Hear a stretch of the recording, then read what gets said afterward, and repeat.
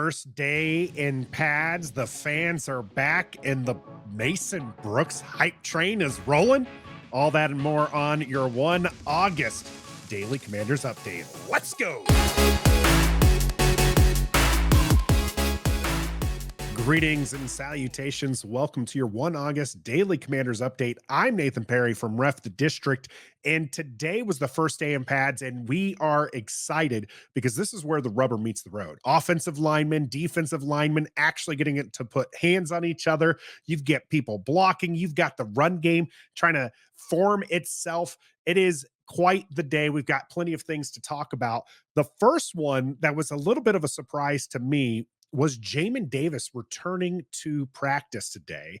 This seems a little bit odd given his legal situation that we found out and talked about yesterday, that he's kind of rushed back in here to practice. Nothing much came from his particular practice, but it was just kind of interesting to note with everything going on off the field that they're putting him back on the field. So we're going to keep tabs on that, and we'll see how quickly they can resolve the legal side of this as we get near the season.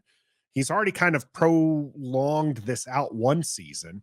And so I doubt he's going to get, lucky enough, I suppose, is the words to use, and that he will again get to play the full season this year. So hopefully the time served and all that is going to be before the season starts, but you just don't know with how this all is going to play out. So we will keep you updated here on Ref the District. Now, the most surprising thing that happened today during training camp, unbelievably so, was the Mason Brooks hype train. This is an undrafted free agent that Washington paid as much money as you can pay an undrafted free agent. That means that they really wanted him. Like, they give him premier money to come here and play in Washington. They could have potentially drafted him as probably a late, round target, and they took their chances. He made it to the undrafted side of the house, and they just slapped as much money in his hands as they possibly could. And now he's slapping down last year's second round pick and Phidarian Mathis. They went to head twice. The first time, Mason Brooks got himself the better of Phidarian Mathis, and the players were cheering and they wanted a rematch. So they got the rematch. And in the second time out, Mason Brooks, the undrafted free agent rookie, put last year's second round pick, Phidarian Mathis, on his behind. Juan Castillo was beside himself, so hyped about Mason Brooks. This is important for the development of this offensive line, because that's where the biggest questions are in camp. And if a guy like Mason Brooks can continue playing well enough that he is taking down some of the, second team guys, maybe this is a guy who can continue pushing up the ranks. At the very least, this is a guy who might end up on the roster that you might not have expected from an undrafted free agent. But Washington might not want to risk putting him on the practice squad only to have another team snipe him. Now, we tend to over worry about that with with players that we feel are a little bit talented. That just doesn't necessarily happen. But Washington did get John Ridgeway last year off of the practice squad, and he was a 5th rounder for the Dallas Cowboys. So there is some merit to wondering where Mason Brooks is going to line up. But right now, he's looking pretty good. Let this hype train roll. And the offensive line as well. Nick Gates is apparently having some issues with his high snaps. That's according to Linnell Willingham. That's concerning because more so, or at least a part of Sam Howell's development is going to be this offensive line. You need a good line, not necessarily great. They don't have to all be all pros, but they have to give Sam Howell time to throw. And if the snaps are high or they're erratic, we've seen what that can do. And that will ruin the timing. And that's going to ruin the chances that this offense is going to have, given how good the defense is. So hopefully this is something that Nick Gates can work out here early in the goings as far as training camp is concerned, because this is not something you want to see during the regular season. That will really derail this offense. And by all regards, the offense was having a fairly good day. Now, they were doing their best to get at Montez Sweat and Chase Young, those two trash talking the offense. which is familiar territory for them.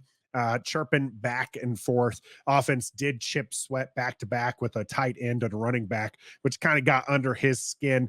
But you love to see that. You want to see more of the, you know, the, I want to say chippiness, but you want to see that passion between them and you want them to work together and kind of grow. You know, a lot of people keep saying iron sharpens iron, and this is a defense that could be potentially ranked number 3 of the NFL or higher, a top, 5 defense at the very least, right? So you're hoping that offense can get there and has, something to say. Zach Selby tweeted out, by the way, you know, that the offense has looked better today than it has in the past few practices. That's a good sign. And that's that iron sharpening iron. You want them to start looking a little bit better. Now, that being said, one of the strangest things about today's practice was during most of the drills, you had the starters playing against the twos. So the ones versus the twos, that was both on offense and defense. So if the Sam Howell and the starters were out there, they were going up against the second team defense. And then if the first team defense was out there, they were going against Jacoby Brissett and the second team offense. So maybe that's to help spark something exciting from the offense and some consistency. And you really need that because this is important as Eric Bieniemy starts to install really more of his offense as we get along here. He's going to want those ones versus ones. He's going to want that high competition. And Eric Bieniemy getting fired up today about 3 plays into the session. Something went wrong, according to Jamal from Hogs Haven and Trap or Dive. Great follow, by the way. He tweets out something went wrong pre-snap and EB took them back into the huddle. And you want to see that. You need to correct these things out from the get-go. And that's something that we're going to keep tabs on to see what's happening here because, EB's offense is not going to be simple. They're going to be running lots of stacks, motion. There's going to be, the play actions. There's going to be things that we haven't been used to seeing under Scott Turner that maybe you're more familiar with as the Andy Reid offense. So those are the things that are very exciting to see with this offense. One of the areas that Washington struggled last year was kickoff returns and even punt returns. And they're starting to do some work here. Matthew Paris tweets out, Washington is working on kickoff returns this morning. Players participating, Antonio Gibson, Dax Milne, Jahan Dotson, Danny Johnson, and Byron Pringle. Byron Pringle might make this roster at the back end of the wide receiver core if he can crack as a return specialist to boot, maybe replacing a Dax Milne who's been used in that spot. But it's interesting to see Gibby and Dotson both receiving time, both also reportedly receiving some time in the punt return game. So there's some exciting things to watch there as we continue on. The Commanders are starting to turn some heads. Torrey Smith has tweeted out that the Commanders are going to be better than some people think. And I'm starting to like the direction that people are realizing that Washington could be a sneaky win team. I like the optimism. I love the hope.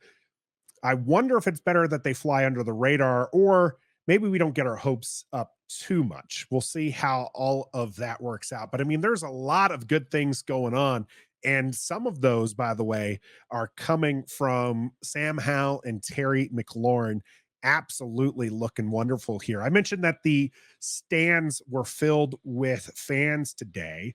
And well, one of them, also a reporter of some sort, came out there and made this video here. This is Mason Kinahan's video of Terry McLaurin just diving out for a catch. I'm going to show this a couple more times here, but Sam Howell throws an absolute laser here, only to where Terry McLaurin can get it. And Terry McLaurin lunges out, grabs it one hand. He's horizontal to the ground as he pulls it into his body. The Commanders themselves had tweeted out a video that a little bit cleaner, a little bit crisper, and you can just see how tight of a spiral that ball is coming out of Sam Howell, and that's pretty excited.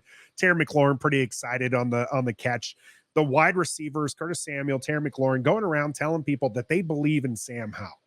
And those are the things that we want to hear and see from our team as and from our QB as we go along. Because as you know, we've been keeping track of Sam Howell here on Ref the District.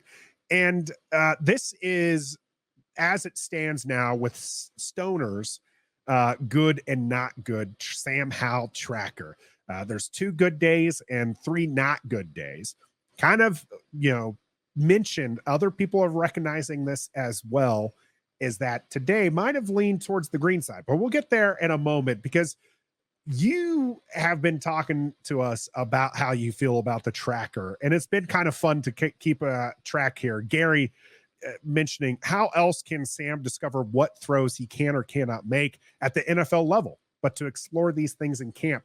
A lot of people not happy with the not good ratings. We changed it from good and bad to good and not good because there was enough uproar about the wording choice for there. But we here at Ref the District aren't the only ones who are recognizing that this offense isn't doing as well as it could. If you look at some of the other beat reporters, they're kind of telling you, John Keim, JP Finley, these guys are out there every day, and they've noticed that there's some struggles, and it's okay.